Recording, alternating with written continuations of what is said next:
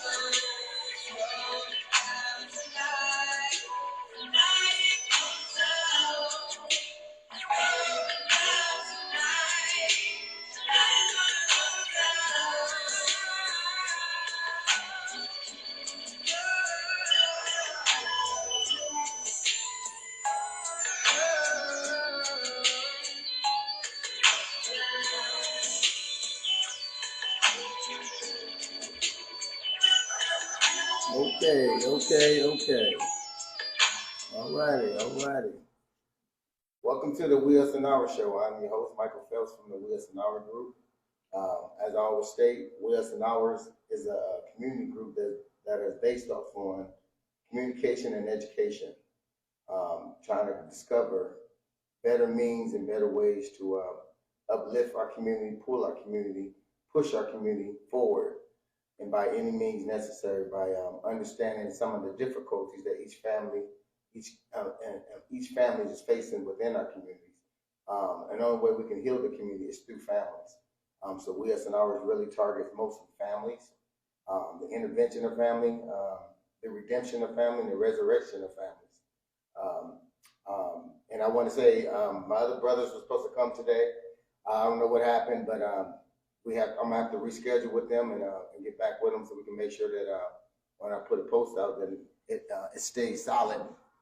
But everybody's got a lot going on. A lot of them brothers are community activists, so they got a lot going on. They fighting a lot of battles. So bear with us so we can all get together and collaborate and make sure it happens next time.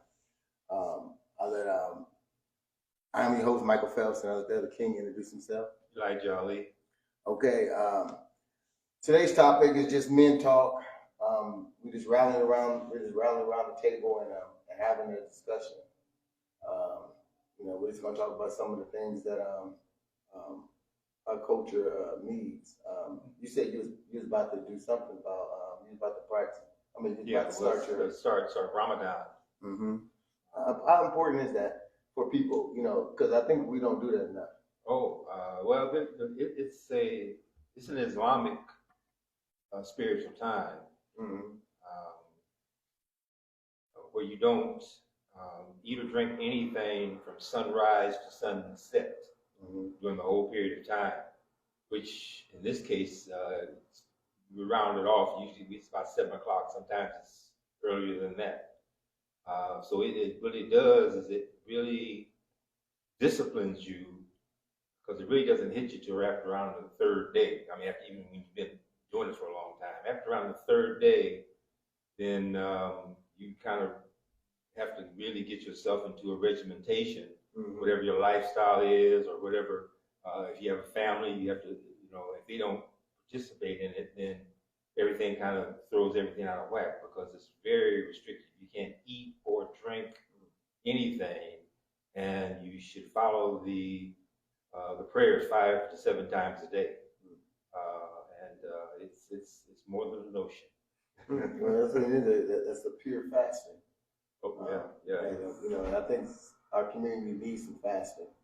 We need to fast from all this partying, fasting from internet, fasting from indulging in hatred, indulging in bitterness,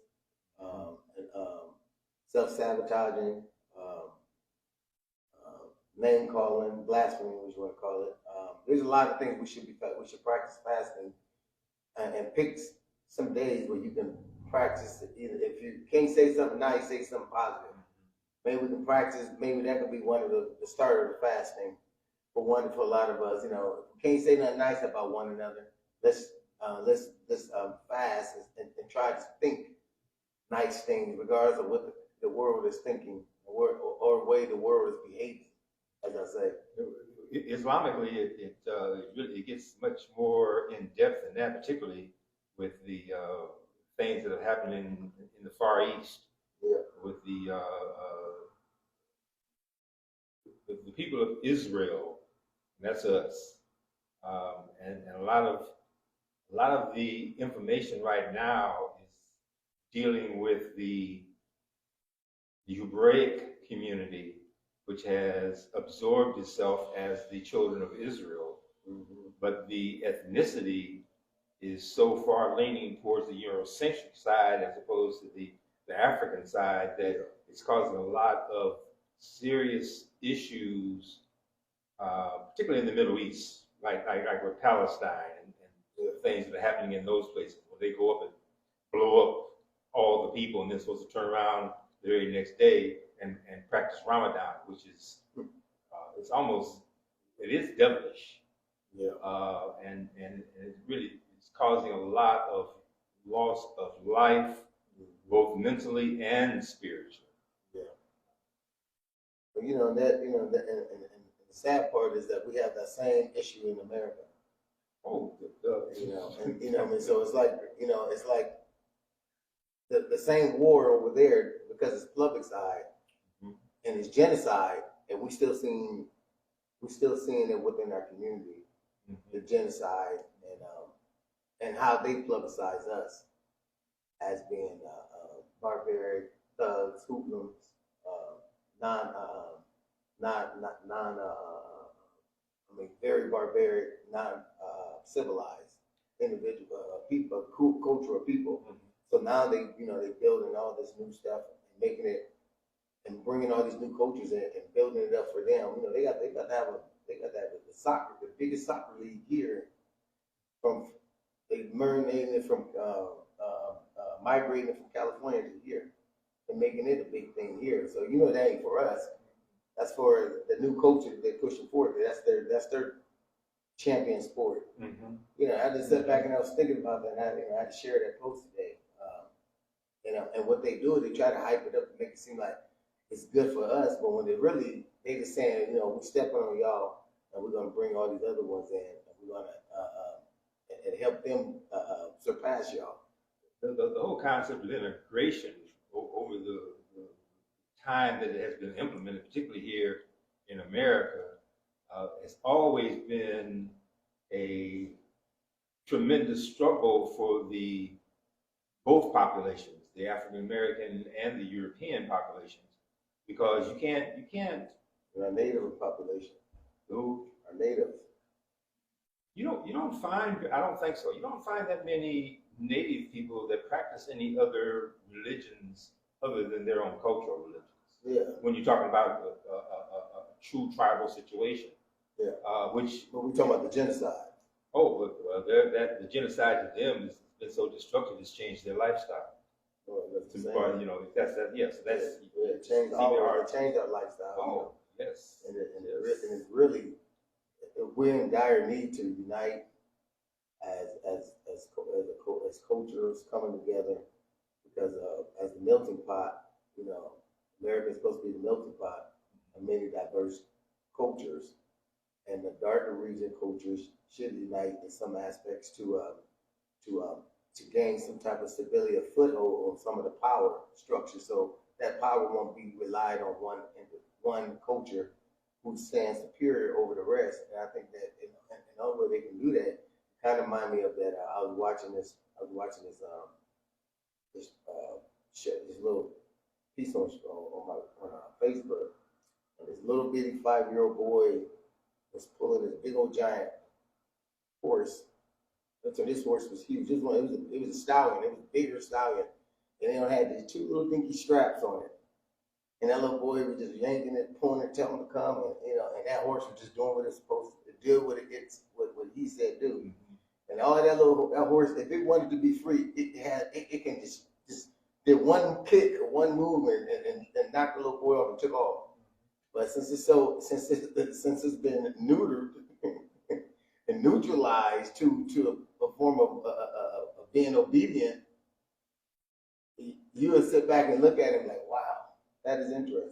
Well, but even at that, the pain is still there, though. That if you pull on that harness hard enough, it inflicts the pain. Most horses by that time are trained to go before the pain sets.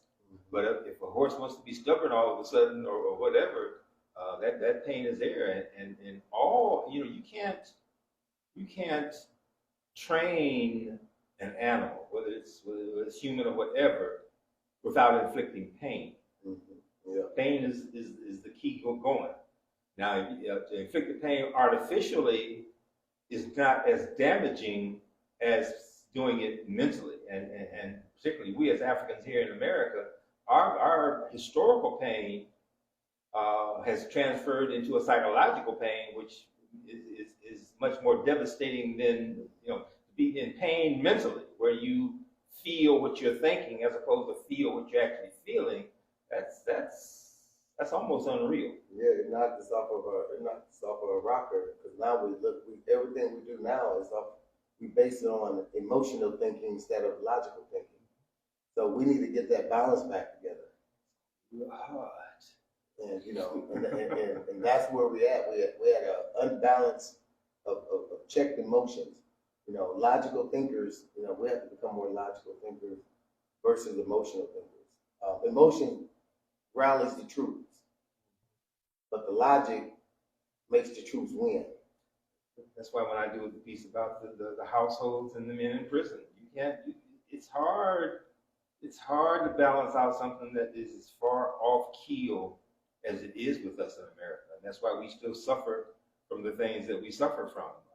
But the worst part about it is that our psychological being has been so transformed that we go about doing these kinds of things, not thinking anymore, not really understanding the spiritual and the deep effects of that kind of, I call it man's inhumanity to man.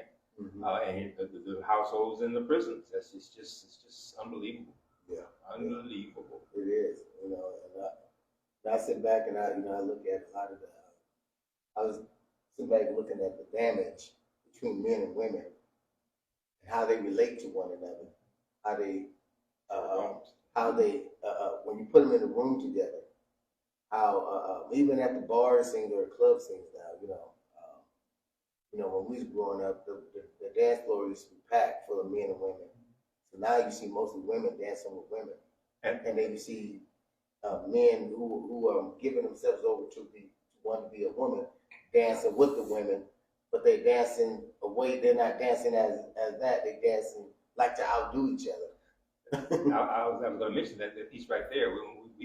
We don't have a real true consciousness about homosexuality and the abomination that it is. God called it an abomination, which means it is absolutely no way that you can make it right if you have any belief in a creator. It's but and to say that because I was looking at that too, and I was talking to a few women about it, conscious women, and they said, well, why do we get so hard on just the homosexual? We don't get hard on men that who's out here fornicating, making all these babies, and ain't taking care of them, and leaving the child without a father. We're not getting on the fact that men are killing each other, but we want to hold one truth to one and not over the other, because actually, technically, no sin is greater than the next. So all sins are sins, right? Mm-hmm. And every sin is a consequence behind the sin, right?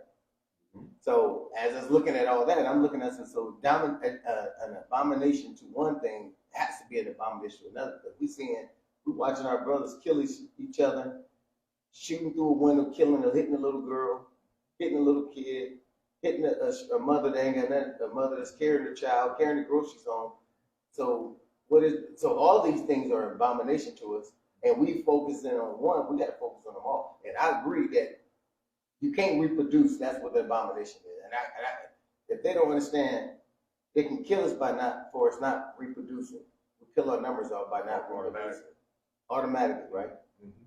Now, what was you saying? Well, that's the whole consciousness. And we, Africans here in America, are so psychologically off keel.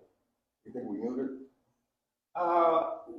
It would be better off if we were, even more so physically, because the damage that we do not understanding our relationship with the Creator, and that's due through basically is slavery. You can look at the last 150 years and say that by this time we should have a better spiritual understanding with what our relationship is with the Creator, but we don't. Yeah, we haven't been actually psychologically free enough to give credence to the Creator, because the oppression that is given to us because of racism here in America is so impactful, i.e. households and prisons, that you almost get to the stage where, and I very seldom even say this, but I'm at this point.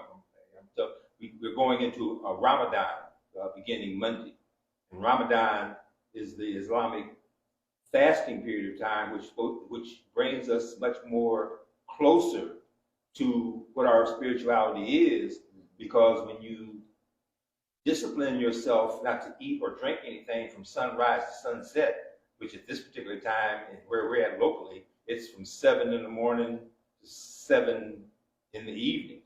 Okay, and other times, you're trying to sleep and do some other kind of things. And that's not including the prayer. You have to keep. Oh yeah, 5 times a day. Yeah. So Yeah. so that means that there's some, not just only the sacrifice. There's some rituals you have to do to help that sacrifice. How do you explain that? Well, just as I didn't deal with it here in America, it's very difficult to operate and stop and pray during that period of time. Yeah. Okay. The mind is going playing tricks on you. Oh well. Physically, Yeah. you just can't. If you had a job, you're talking about at least 3 times out of that time you're doing that job, you got to break away from there and do your prayers. And if you are dealing with a non-spiritual employer, then it's not very likely you're going to be able to get that done without losing your job. All right? Then it gets to a point where you allow yourself to justify not doing that because of your having to sacrifice here, but under the guidelines of it, that's not an excuse. There is no excuse for us doing those things which the Creator has identified that is for your betterment if you do those things. Yeah. All right. So the more spiritual you are, the more unlikely you are able to adjust to the governing body that says what you can do and what you can't do under normality kind of thing. So it's a very tedious psychological trauma to go along with the physical trauma, and that'll work. Very few of the individuals that I know that are Islamic in their belief are able to do that during Ramadan because they would lose their job, or in a lot of cases, their family would even be disrupted. So it's more than a notion. It's more than that. And listen, and during that period of time, it's purification. You're purifying yourself. It changes everything. You start to think a little clearer because you're focusing on the things. You focus on the inability to eat when you know you got food in the refrigerator.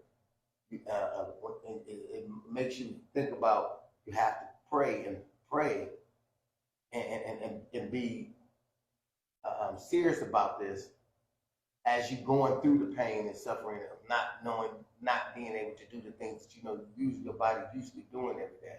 So there's a lot goes on with that, which is very important, it's very enlightening to even have that experience. Oh yeah, and if you don't, if because of your circumstances you aren't able to operate in that same mindset, because it's supposed to be the Ramadan time is a time for you to put things into place so that you can function like that normally. All right. If you can get it done in that month's period of time, you should be able to keep it on going. But I would say that 90% of us aren't able to do that. So the pressure that is on you physically and mentally, and that mental part also includes the spiritual part. If you are a true believer that you are subservient to the Creator, then you have a very difficult time trying to identify who is your Creator and who is not. And the majority of us have put man as our Creator and have dismissed ourselves from the responsibility to God, which causes for us to be in the dilemmas that we are in. Yeah. And it's. So do you think that we're in a falling? I know you think that we just in a falling state where there's no redemption back. There's no reconciliation to God, back to God. Our as Africans here in America, ours has been gone. That's why I equate with the households and the prisons. You can't have the number of our men that are incarcerated mentally and physically in this country and think that you are faring anywhere close to normal. Okay, it's absolutely impossible. You have first of all, you have a fear of the European legal system more than you have of God. That's right off the top. That's the biggest crash down. And it's because we don't have enough consistency in our historical religious consciousness to understand that you do better if you do follow the Creator. Because very few situations where anyone that dies and goes away, do they come back or let you know that this is life after this. Most of us think when we did, that's it, it's over. If we all had that consciousness, there'd probably be nobody left on this earth. If you didn't think that you had any responsibility after this life, then you wouldn't have any scruples about it. You know, and that's weird because when we was growing up, church preached, they preached about hell a lot back then, and everything was of the devil. You know, they made sure to let you know what was the devil's tactics and antics as you was growing up. So therefore, you knew right then that you had to redirect yourself and change that behavior or that mindset. Because you fear they extolled that the type of fear that we needed, so we wouldn't be. But it seems like today it's all prosperity. There's nothing to make us believe that there's anything to fear. Because of slavery, we have a hell here on earth. So after a period of time, you don't worry about anything else. You know, we really don't have an understanding what being in a flame eternally would be, because we in a flame eternally right here on earth. Not being able to walk on this side of the street, or not being able to drive down the street without looking over your shoulder every time you see a policeman. And then you got to pull out your slave patrol. I mean, that piece of paper was back in the day because on the slave patrol, you had to have that ID, having permission to go from one place to the next place for your master. So we still got those slaves. Those remember driver's licenses are still and passports are still those things. I don't think we pay attention to that. That's why being in America is under the situation that we are under is not the most idealistic. But here again, when you have a overall oppressor who has disrupted other countries also, and used the kinds of weapons that you can't duplicate. So therefore, your overall fear of living righteously here with the understanding that will be better in another life, all that becomes very questionable if you don't have a community, no less household, a community that enforces that way of life, which automatically causes for them to be harmonious wherever they are. That's why I'm saying you can't make sense out of a nonsensical situation. So since you said that, then why do we call this the black community when we know it's not a black community? We know this is a hood. It's because we don't know nothing else. You know, because a community is a facet of everybody working together for the betterment for the whole. But if everybody's mindset, I would say mindset, is only thinking of self. And I always say this: if we all sat back in this thought, we all as a people just sit back in your own before you go out, as you wake up in the morning, sit back and think. When you walk out that door, who you gonna have to become? The first thing you're gonna say, first thing when you wake up in the morning, you know you're gonna have to be a mommy or pop or dad. That's the first act that you go on. Then you go from that particular point. Then you say, okay, then you got grandbabies that might pop by. Now you're a grandpa. Then you walk, then you might be walking down the street and run into one of your little nieces. Now you're an aunt or uncle. So then you walk, then you go to work. Now you're a co-worker. Then you get off work. And then you might run across one of your cousins in the store. So now you're a cousin. You know, then you come back and you go back and you wait. Then the neighbor wave at you. Now you're a community person. So you're a neighbor. So you have to wear many hats for people to say I'm only focusing on mine, that's a selfish concept. Because there's no way you can just work on your own when you always in interacting with others, your nieces, your nephews, your cousins, your neighbors, your co-workers. You're always indulging in the reality that you have to deal with somebody else. That's why our situation here is so ridiculous, because you can't be a spiritual person and live in slavery. Mm-hmm. That's an automatic contradiction, because if you believe in the Creator, well, wouldn't that be a violation to the free mind code? Because if you follow the commandments, if you was free, right? then if you still live in a slave mindset, then you're in a violation to the essence of the freedom. Right. So if you're not breaking the freedom, if you're not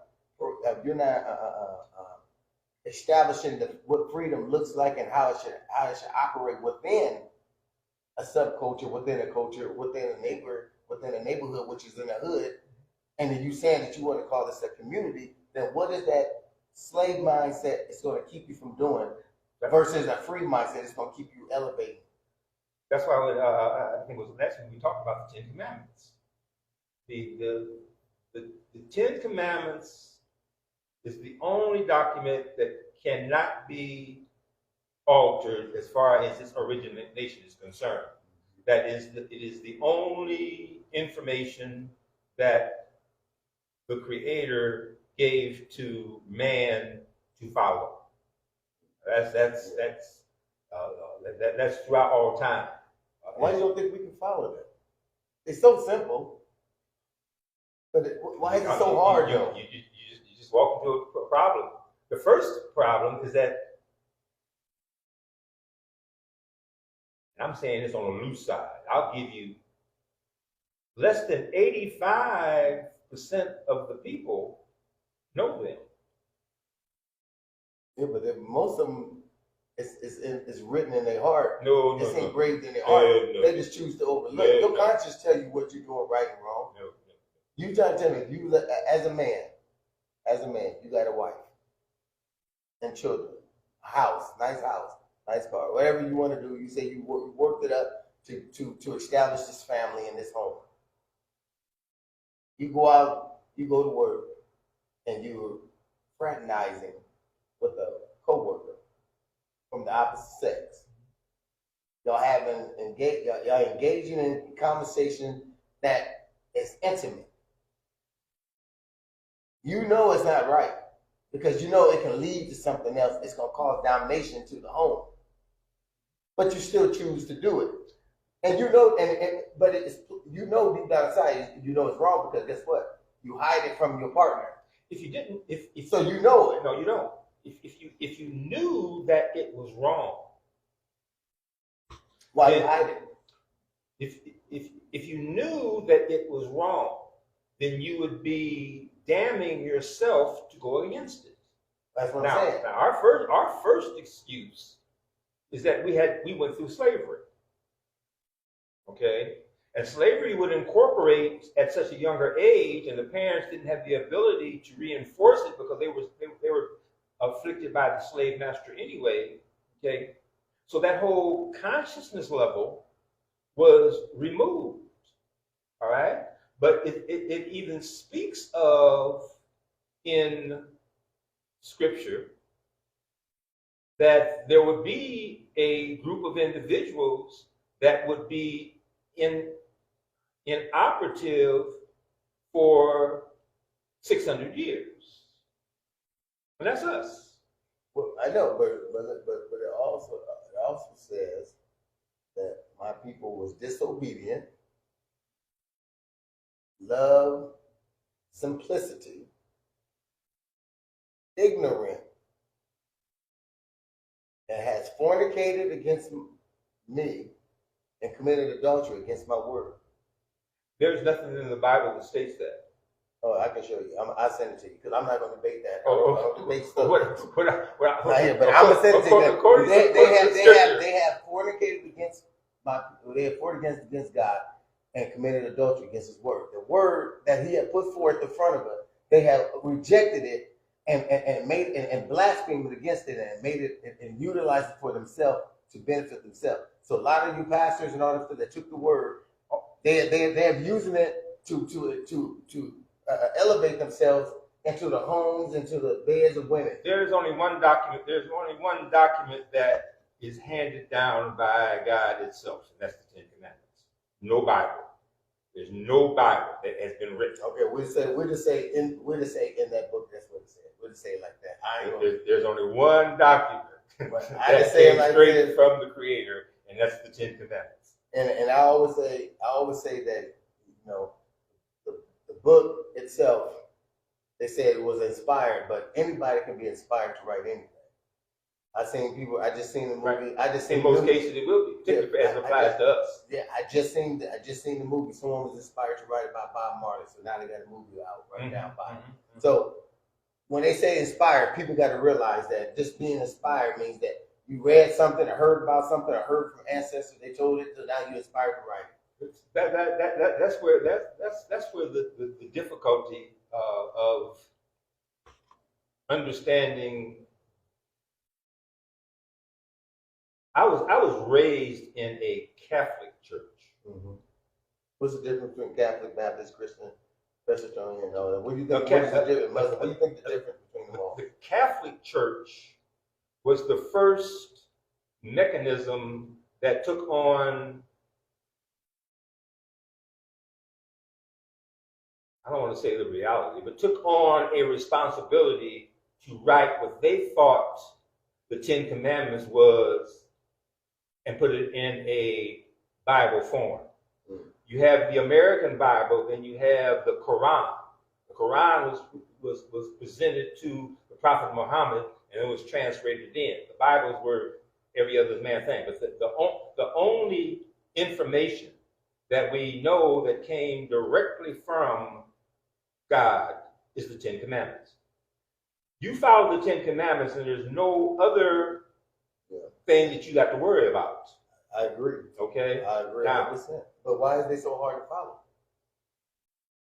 Because, well, for us, because we were slaves, and we didn't know. Okay, right now, since we're more, today's time, with the technology that we have, we're more conscious now. So why can't we be more, why are we not as conscious as we should be? Because our children learn, I see my little niece and my little nephew, they were probably even 1 year old. They can pick that phone up and work it better than I can. Mm-hmm. Conscious, early conscious, early to this. Mm-hmm. So with that level of consciousness at that early age, and I'm up in my 50s, and I'm sitting there trying to navigate through the phone. This little runt can pick up the phone and just navigate like it ain't nothing. Mm-hmm. And don't even know how to talk well, and that pamper sagging full of piss and crap, but it still know how to navigate on that phone. So I just think that I think we just been disobedient for so long. I think what you're saying, we've been so disobedient, so disconnected from the source. We've been enslaved, and we have not been removed from that situation yet. We are still enslaved. By whom? By European culture. You don't think it's by our own? We are so programmed because of the effects of what happened if we don't. Mm-hmm. All right, i.e., separate households and all our men in prison. When you talk about death and the hundreds and thousands of us that died, I think I said this on last week's show. The amount of Africans that got off of the ships that brought us into slavery was so massive, and numerically they put out the number 12 million. European will document and has documented on several pieces that more than 12 million slaves jumped off of the ships as opposed to being slaves, which changed, and this is still proven, changed the whole migrating habit of sharks. Yeah. Okay? So here again, our thinking and what we do by the time that we are of the age of reasoning is so emphasized on us, quite naturally, by our parents, that we are out of keel as it applies to God's word, which are the 10 Commandments. It's the only documentation that cannot be refuted that it came directly from God. Right? Those 10 Commandments came directly to God. 85% of us don't even know it. Okay? So therefore, we are meandering around here in space, first of all, trying to figure out how to stay alive. Since we've been out of slavery and even being in our community, our worst own enemy is ourselves. We're more afraid of being killed by our own right now than we are being by who oppresses us overall. That's how victimized we are mentally, is that we kill ourselves to duck around getting killed by an oppressor. Well, you know, even with the says thou shall not kill. So every man knows that, but every man lives by his own rules. He creates his own rules, and he tries to live by his own governing factors. Mm-hmm. And so, as a man thinketh, so should a man be. So, if a man think that he is a God, and he is the God, he is going to take another life because he feels like he is God. Now, I watched a clip on a guy with one of the guys was talking about. He was a murderer in the community. He was a real stone cold killer in Chicago. You know, and he said, and I know he was in Los Angeles. My bad. It was Los Angeles. He said they shot his brother, and he wanted revenge so bad. Monster Cody. He said he wanted revenge so bad, so he just he loaded up, got in the car, and went looking for someone that looked like him. As soon as he seen somebody look like him, he shot and blast. He said, I blasted that fool. He said that's when he said he didn't realize that until later on. After he wrote his book, he talked about it. But just that mindset. He knew what he was doing was wrong, and he knew that when they killed his brother was wrong. That's why I give the example. You can bring in here at any given point in time, and I could do it with 10, but just to really magnify it, I say you could bring 100 people into a room, and I would guarantee you that 85 out of that 100 would not know the 10 Commandments. Okay? Not by the way by definition you would say it, because I watch. I'm not talking bad. I watch people that can recite that Bible, and tell you what chapter to go to, and memorize that Bible from top to bottom, from middle to bottom to middle to top to middle to backwards, and they can recite that thing. But when I watch the way they walk, they don't look nothing like what they recite. Mm-hmm. Now, to recite something, ain't always what it is. Now, to live something, then we got something. Now we got something. You can't live it if you don't know it. Well, half of them do know it. They know it they don't probably know it from a point of a reference of being able to recite it like that. If they know it and they don't follow it, then they are devils. Yes. And well, I seen some. I watch a lot of things.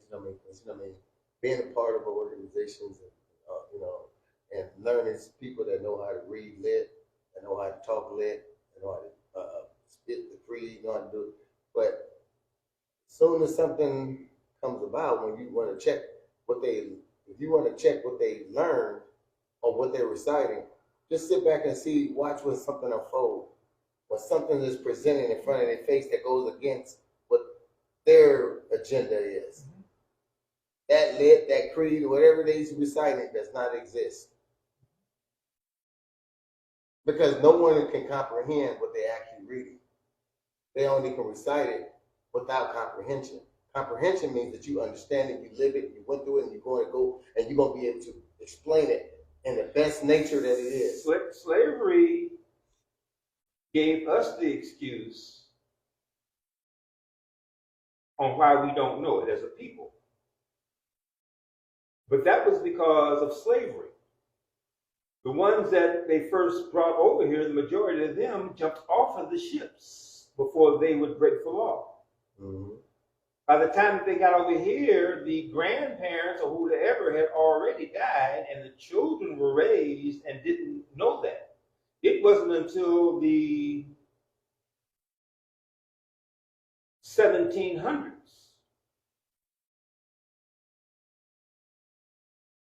that we were able to once again be accessible to the laws.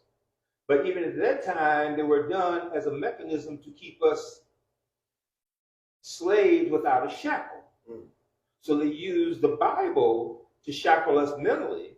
And that's why the majority of the so-called preachers at that time received the accolades, because there was only one day that you didn't work in the field, and that was on Sundays. All right? So the slavery thing was a reintroduction to the spirituality, but it was only done for economic reasons, because they couldn't keep on killing off slaves, because slaves would run away, because they understood it would be better to be dead than to be a slave, and it became economical. Mm-hmm. All right? So that whole, like I said, the whole manifestation of us in this country, even the so-called Emancipation Proclamation, that wasn't a free the slaves. No. That was to quit losing money. Yeah. All right, because we were so to empower the union. Yeah, we were so brainwashed by that time, and so unaccustomed to getting the word in its purest, no less the ability to put it into action, that we became citizens of this country. Mm-hmm. All right, but it still shows by single households, men in prison. That's the key. That's why the WUAO was born. That's where it bred from. It bred from that city, because when there's separation between mother and father, men and women, women and men, mothers and fathers, fathers and mothers, grandparents and youth, and uncles against their brothers and sisters, their siblings. All that is a byproduct of what we see, what we see in today. No we, us, and ours. No we's and ours. I, me, and mine. Right. And so, and when we talk about these things, I'm glad you keep bringing up prison, men, and you bring up single mothers. We're talking about, because you think about it, you know, when a black man was able to go to war, he only wanted to go to prove to his community and to his family he was a man. Because remember, they took us from their tribe, and in the tribe you had to go do a thing to prove that you was a man. Mm-hmm. So in this essence, this is how a man was able to prove himself, by joining the military. And a lot of them didn't even join. A lot of them was drafted in. See, a lot of times they don't take that. Oh, I think they don't even tell about the draft. We talk about that. It was the majority of black men. Like I said, there's a number that has never been given out. Mm-hmm. And that's the number of black males, particularly in World War II, because there wasn't enough. We really didn't get that many in World War II. The number of black men joined, right? But it wasn't World War One. It wasn't the same kind of thing. We didn't do that much soldiering. Yeah, they kept us in the back. Yeah, we did the cooking. But we had to join though. But by World War II, we did the soldiering. Yes. The number of black men that did not come back to this country there's no documentation on it. All right. There was a deal about if a soldier died, you pulled their dog tags and you brought their dog tags back. So what black men did is that they threw theirs or burned them up, and they stayed over there. They stayed in there. That documentation, whatever, because they never had an understanding of what life was until they were in those foreign countries, and it's all black men that weren't slaves. Yeah. All right. So that whole educational process, our real consciousness about who we are and what we is still comes before our religious experience. Mm-hmm. And that's what causes us to have so many of the difficulties we have now. Yeah. The pain of being righteousness, the pain of being righteous is more severe than the pain of being a slave. All right? Because after a period of time, you get mentally lazy and spiritually lazy, and you'd rather have somebody tell you what to do than you try to figure it out on your own. Well, yeah, I don't think there's not enough collective support amongst each other, amongst the brotherhoods. Definitely not. And I think the catalyst, what keeps us in a dormant state, is the lack of support for one another. And I think support looks different. Everybody thinks support has got to be there. You have to either be there physically. You can't support it. And I always say, a lot of these people went to the military. They probably learned a lot more. You'll learn that there's all kinds of support. There's technical support. There's ground support. There's satellite support. There's intelligence support. There's economic support. There's communication support. All those things are support. You can't say one is greater than the other. Just because one is on the ground, he's out there fighting and shooting, he is no greater than the one who gave them the intelligence to how to go, where to go to shoot. They all work in conjunction with each other. So we got to understand. We all got to understand. This is what military mindsets got to become. I thrive on military because being in and serving through those things, you understand a lot of those things. And knowing that you come in as a low ranker and get into it and establish some type of ranking system where you're able to take orders and then eventually give orders. So those type of mindsets are really dire in our community because you have to grow, you have to mature from a private to become if you just want to be a first sergeant, even if you want to be a major corporal, you have to find ways to elevate, but you can't do it remaining a private. When you look at the introduction of African American males into the service, that's a very key area because we didn't understand anything other than slavery until we went to the services. Mm-hmm. Very few blacks went into World War I. Those that did went in as servants. They went in as servants. They went in as cooks, machines, working on machines, whatever. They didn't trust us enough actually to do the fighting. And World War I really didn't mandate that because we were still protecting territory as opposed to protecting the United States. Mm-hmm. World War II was a little different because there was some experiences of being overseas, but having to fight in Europe and those other places let some black soldiers understand that slavery wasn't the way of life. Yeah. The number of deserters in that is unbelievable. Oh yeah, okay.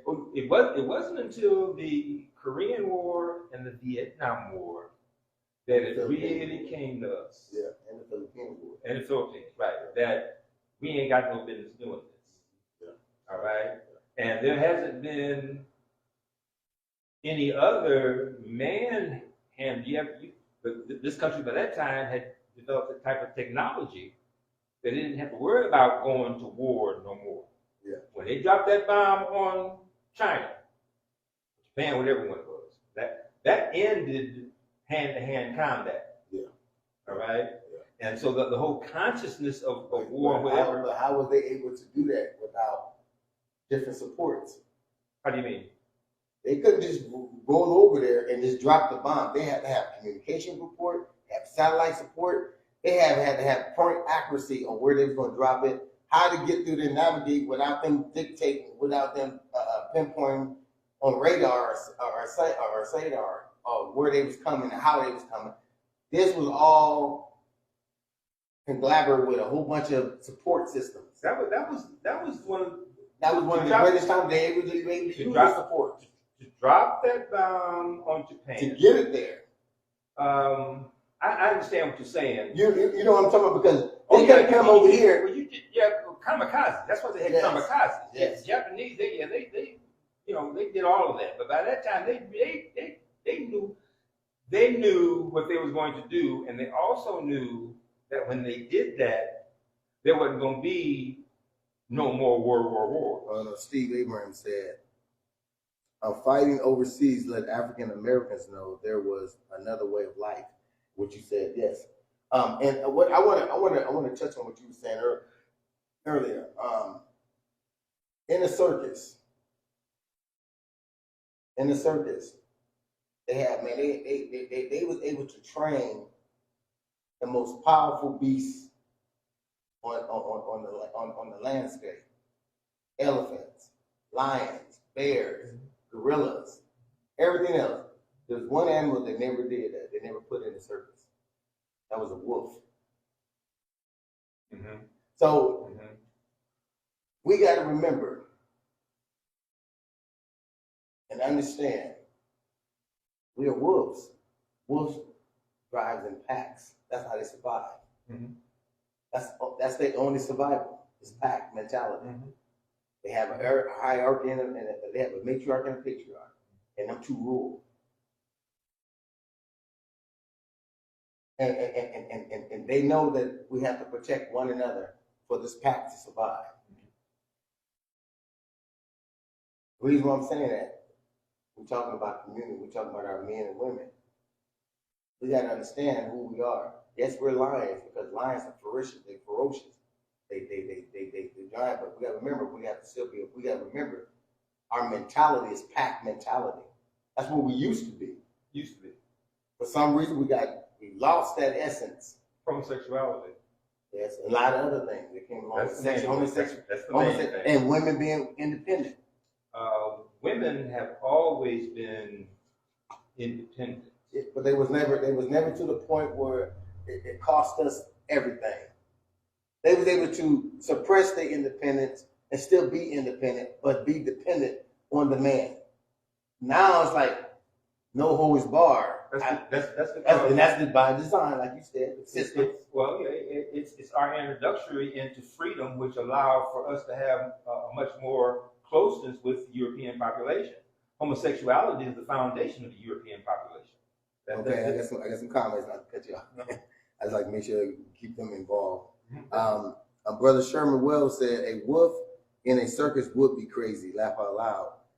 Prince Champ said, being able to see how other people treated them was an eye-opener. Yes, that's true. So we're dealing with, now go back to me. What the European has done now is that they have quadrupled the amount of media exposure to homosexuality because they know exactly what homosexuality will do. All right, i.e., Sodom and Gomorrah. Any time that you allow, particularly people that are addictive, anytime that you take over their mindset, you can control their functioning. By them throwing out homosexuality with single-parent households and men in prisons, they have made homosexuality a commonplace. And in that commonplace, any masculinity is totally lost. Homosexuality does not masculinize. It nurtures the feminine side and it alters the masculine side to the feminine side. It makes everything feminine. Yeah. All right? And that it's always been part of their culture. And it makes us a weaker vessel. It makes us non-compatible. And non-protect. We can't protect. We won't protect. We can't protect. We won't protect because we you know it demasculated us and it dehumanized us in some aspects. And a lot of the other things that dehumanized us. And it's part of their nature. Yeah, so they thrive in it. Well, that's not true because that's why the Greek fell because of that. They wouldn't be able to populate, and they was carrying a lot of diseases that killed a lot of them off. They don't care. If they want to go back and learn their own history, they should go back and learn. But you know, the funny part is that our fraternity brothers and sisters take on that Greek theology, that mythology. I don't understand why can't you be African? Betas, Afro, you know, why would you have to take the Greek? You don't get help with your classes unless you do that in college. I'm just saying it's just crazy to me that that's why they would even use Greek to form fraternities when we didn't have nothing to do with Greek. The worst place we can go to school is to a European school. That's the worst place we could go. To be educated to be or to want to be like them. There's very little pro-Black history in any type of educational system unless you go to an all-Black school. And if you go to an all-Black school, all you're doing is stabilizing your independence from the get-go. You wouldn't go to an all-Black school. Yeah. So the whole psychological thing is out of whack. The television is the monster that right now we have to have in order to communicate, because it's the only one that they give us. All right? But even in that same vein, it's the amount of misdirection supersedes the amount of positive directions, to the point that it's entertaining to the negative direction and it's boring to the positive direction. So riddle me this then. You was back in the days when the WUAO was formed. The WUAO. That was when the blacks was in fraternities. It was a supersede black organizational group, which they used to put across America and put them in position of power. Well, they said Martin Luther King was in that, in the WUAO. They said Jesse Jackson, and all of them was in there. And the one that turned on Marcus Garvey was from the WUAO. The fraternity mechanism only in black schools had black fraternities and sororities, but those were minuscule and those were already isolated. When you went to a black school, 99% of your direction was already set. You didn't go to a black school to be white. Okay? All the other 85%, because that only made about less than 15% of the overall colleges, all the other 85%, very few of the white organizations would let you into their fraternity. Only those that were usually athletes. If you had a white athletes organization, they would let some, like Kappa Alpha Psi and Omega Psi Phi, you hear those all across the country, Kappa Alpha Psi and Omega Psi Phi. Any of the other ones were totally still dealing with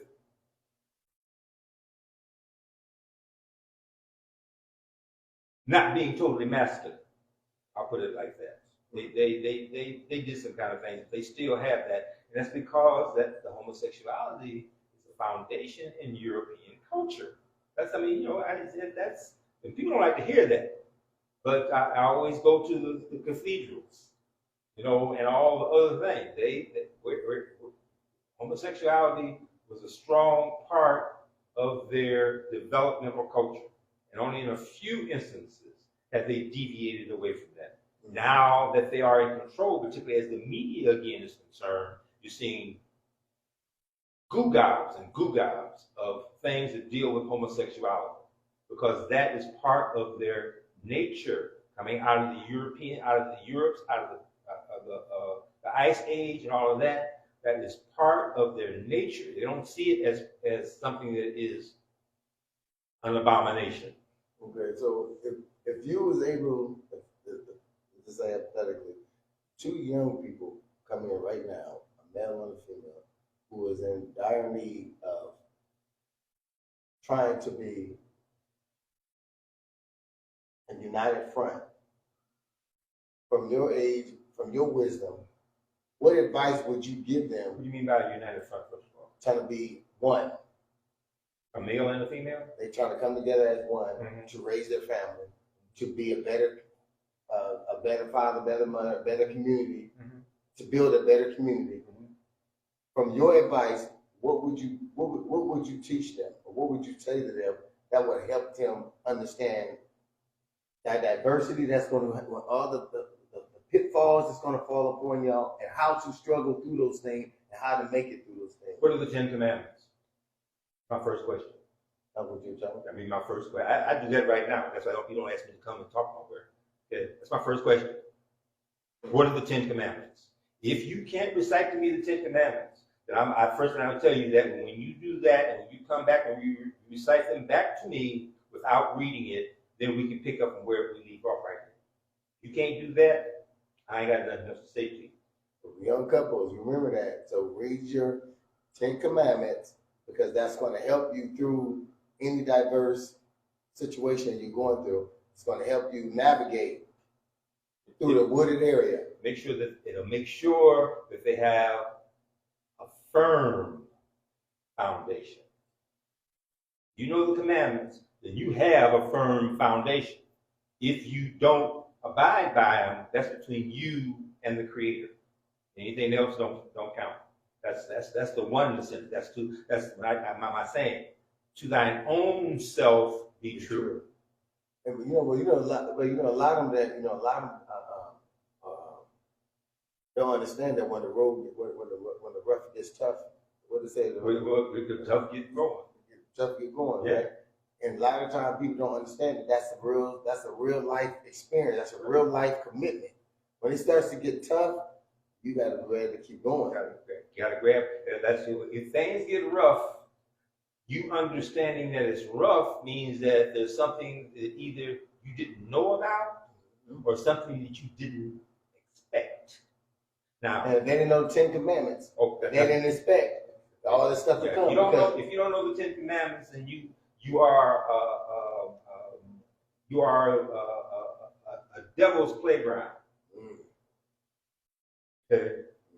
That means that if you know them, that means you worked it.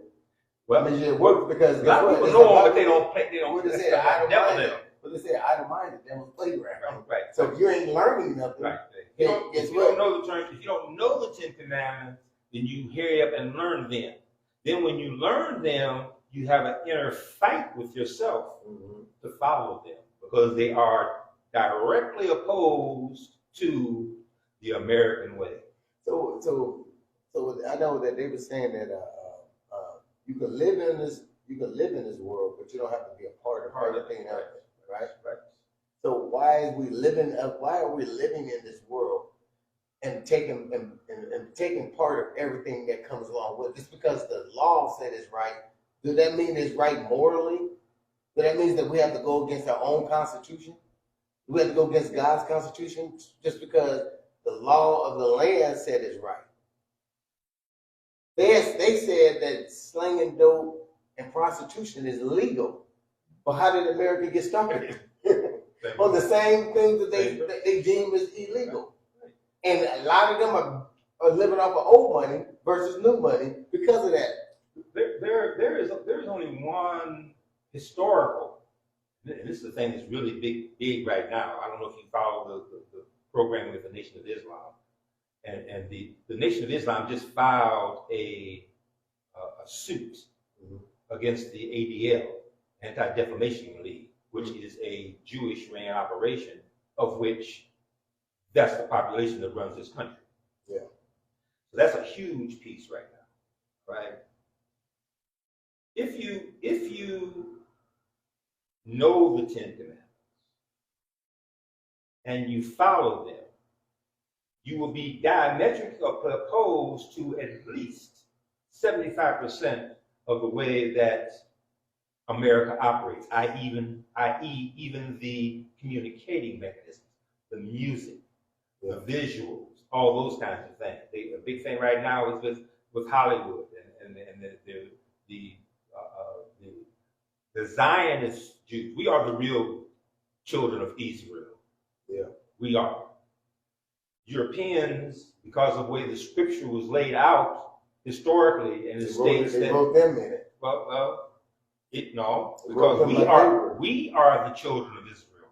Yeah. Okay. They made it seem like, but they changed it around so that they are perceived to be the children of Israel. Well, you know where that all started from? Because I was just watching Pharaoh, young Pharaoh. He had gave a piece about that. I'm gonna send it to you. And he said that y'all going off of what they say in that Bible. He said, but if you read that Bible correctly, they're telling you as black people, y'all the evil one, y'all the cursed one. That's why y'all going through what y'all going through. And he said because when they said they discovered the ark, Noah's Ark, they said they discovered it in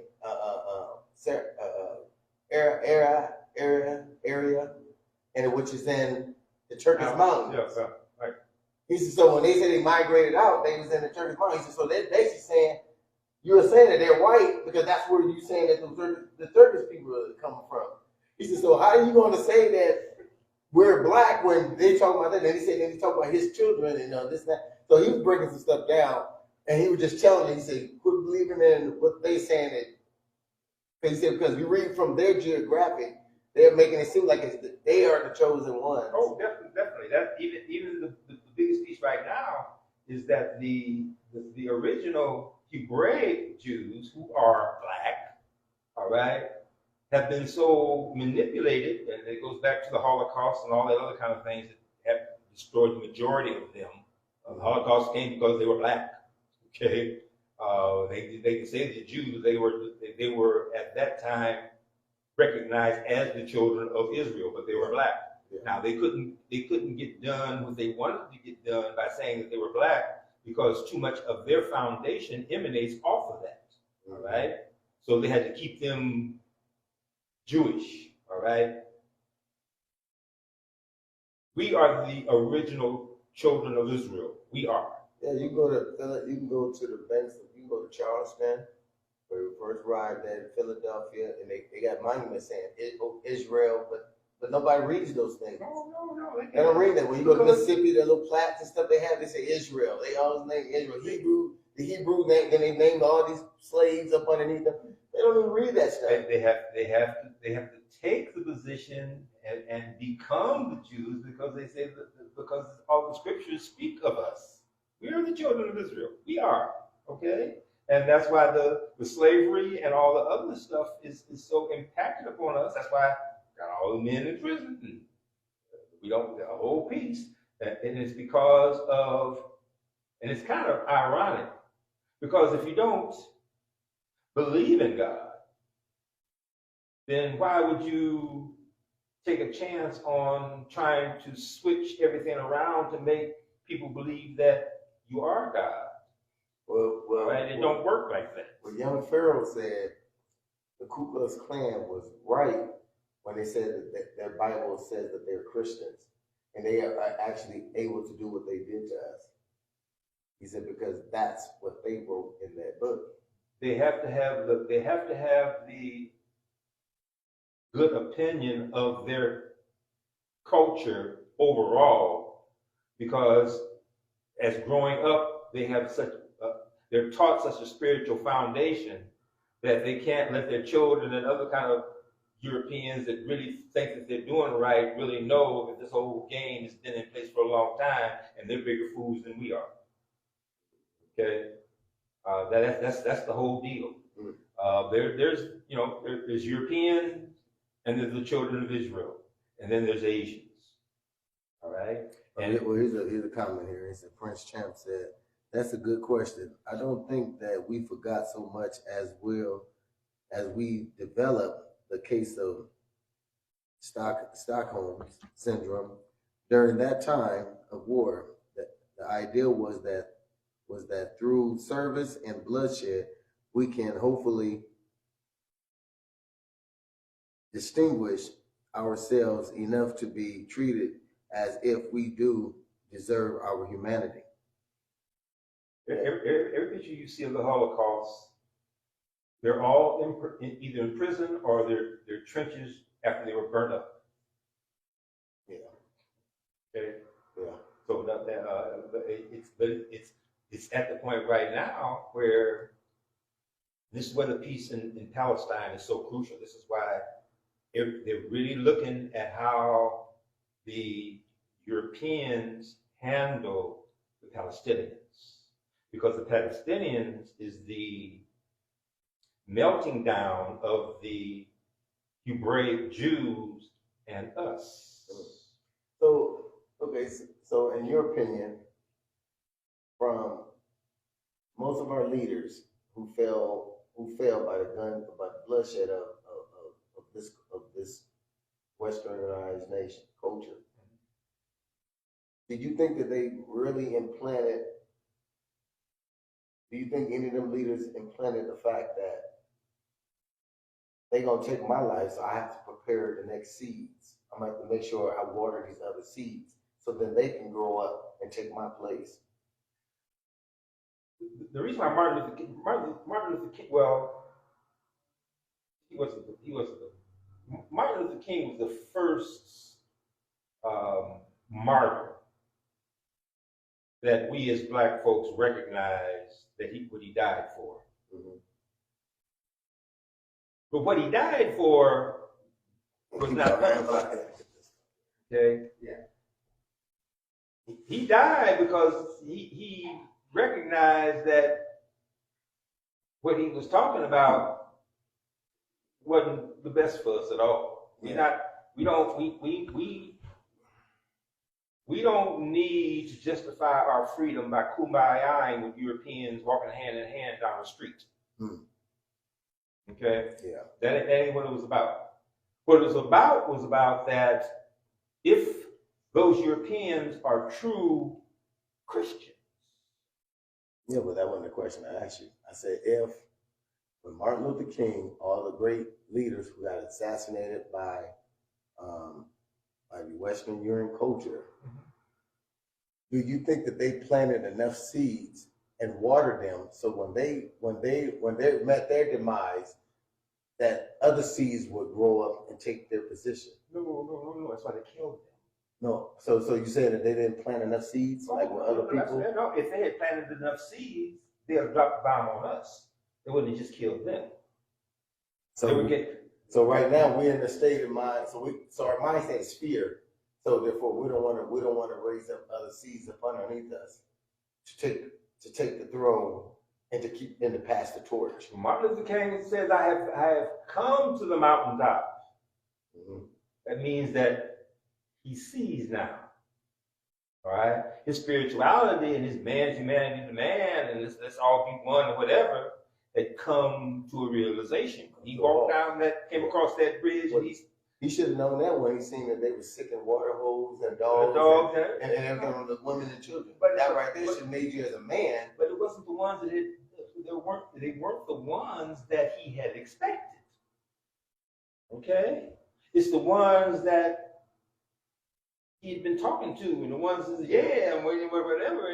So behind the scenes, say one thing that I would love to and when he came across that bridge. Well, because you already know that the reason why the Thelma and all that marches stuff took forever for them to pass the legislature, because they was making deals with the South, because the South was upset because they lost a lot of money. So of course we already know that they in cahoots with the South trying to make deals so we can say, okay, how are we gonna make this money back since you got damn this here. We losing the money. The South looks bad, this and that. So guess what? They had to correct the redlining and all the other things they had to come up with. Even though they televised it, what he had seen was those who he had spiritual belief that they were serious about what they were talking about. Okay, all right, and that's why they had to have. I mean, they had to get right there on the spot before he said anything when he else. started talking about economics, when he started getting, and Kennedy, they killed him too. When he started speaking against those Jews, That's that's prime example. Gaddafi, when they started killing him, when he started talking about getting rid of the European dollars, he said we're gonna start our own euro, our own. The whole trick of the whole thing is that the Bible speaks that everything will be delivered to the children of Israel. We are the children of Israel. Okay? And you can't be white and be that. You can write yourself into the book. You can put out you can own all the newspapers in the world that you want to, and you can do all those other kind of things. We got a lot of sambos or other pastors, Ignorance. People who believe God is no perspective of any man. So what we're dealing with in a society as a culture, because we only looking at the demon in ourselves. So when we look at the demons in ourselves, we can't see the reflection of God in us. So guess what we start to see? We start to look at whites and say, okay, they over there, they humble, they harmonious, they work together, they do this. So you look at them as being the children. Over here, there's demon seeds who are killing each other, who don't love each other, who's ready to rob each other. Like they always say, when I go down the street, I don't worry about a white man robbing me. I worry about my own people robbing me. And so guess what? You're gonna start weighing the devil and the angel on your shoulder. You're gonna say, man, these over here are supposed to be my people, but they are the devil. They're ready to rob me, kill me, steal me, rape my little rape. So that's why we have to understand, and this will be the I want to say the straw that breaks the camel's back. That puts it too deep. We as melanated people, okay, and there's enough control that melanin has that you can look at someone that is white and you can see the black in them. You know what I'm saying? Okay. You know what I mean? Mm-hmm. You can look at somebody that is white, but you can see the black in them, whether it's in the nose features, whether it's in the lips features, or just their demeanor. All right? That's why to thine own self be true. Because we're at that point in time right now. And the prison situation has just enough of our men in there that if anything occurs, there's no physical structure that should be able to maintain 3,000 men. Okay? If 3,000 men in a prison, the only way that it couldn't happen is that they'd have to kill them all immediately. Well, remember we were talking about that big old giant horse and that little 5-year-old boy with his little bitty string. That's what I'm talking about. Okay, that's what I'm, and that's where we're at. And the peace now with the nation of Islam, because all people of hue are Asiatic. We are the Africa was called Eurasia. This was the beginning of life as we are recorded emanated from. That means that all life emanated out of there. Even the Europeans, which were originally albinos. All right? I think I went over this before about how we had leprosy camps. Yeah. And leprosy were albinos that couldn't stay out in the sun.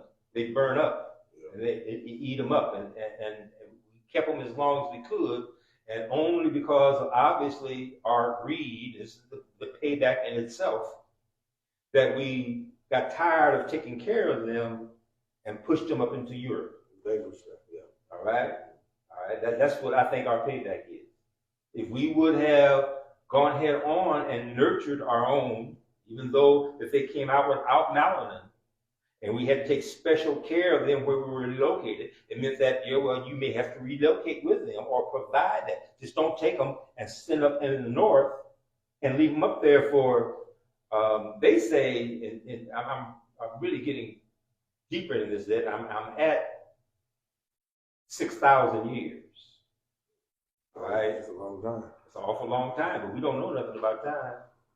We have no clue of how long this earth has been here doing what it's doing. All right, 6,000 years ain't nothing. They say that the scientists will tell you right now that the moon is part of America. That something hit it and cut it off and sent it up there.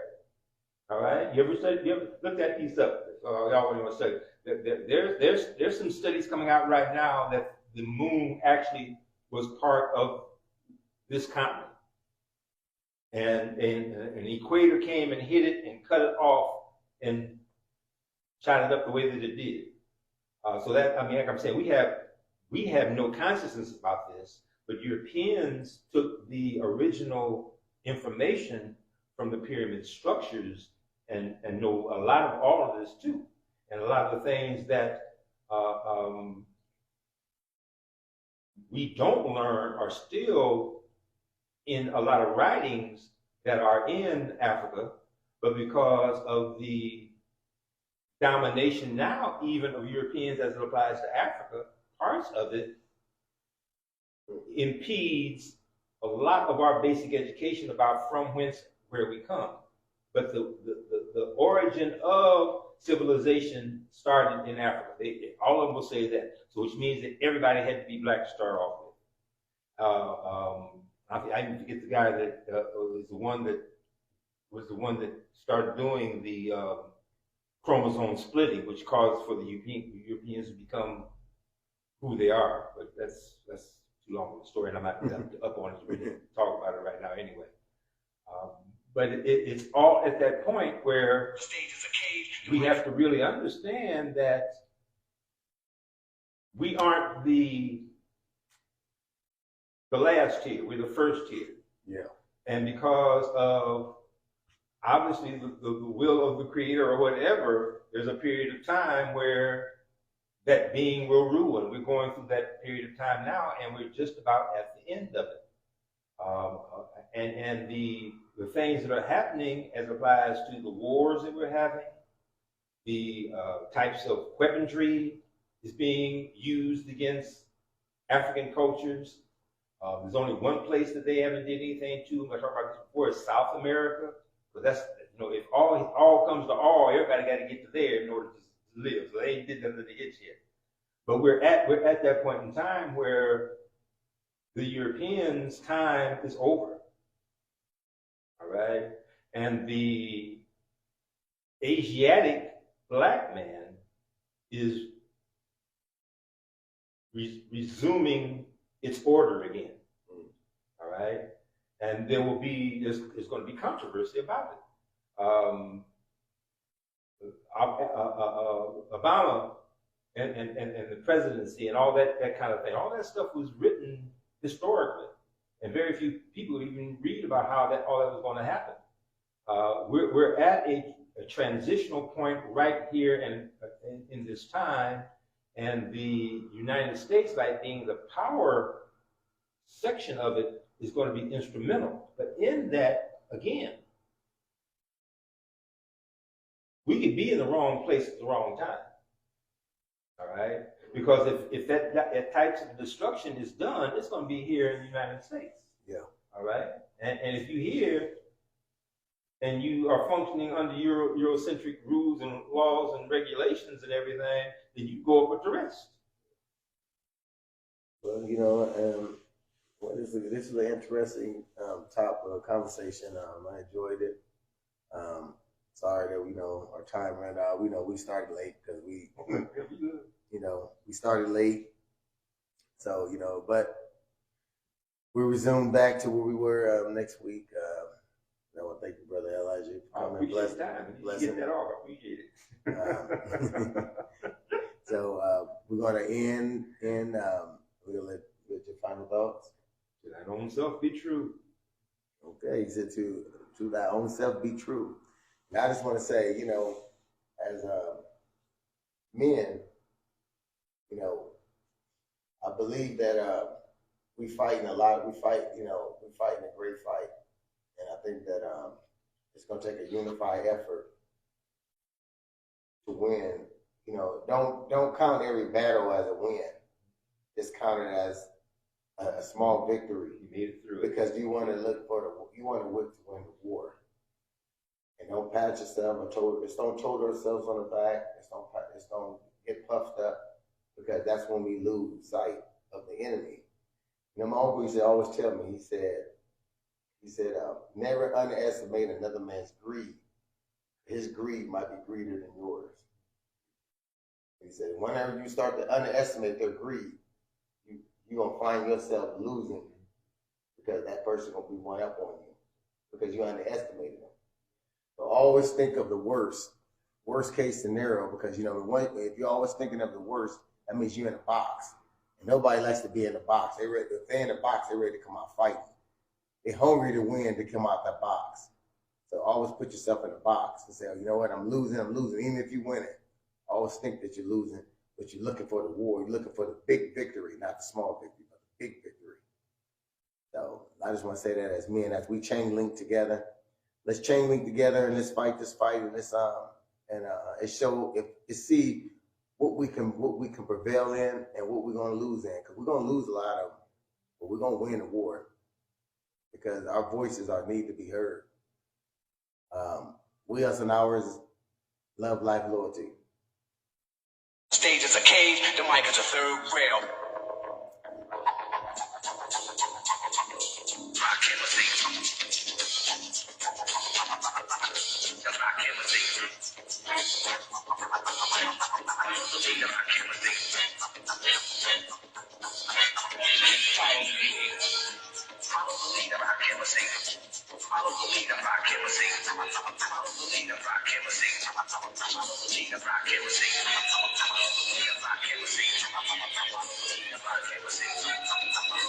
The stage is a cage, the mic is a third rail.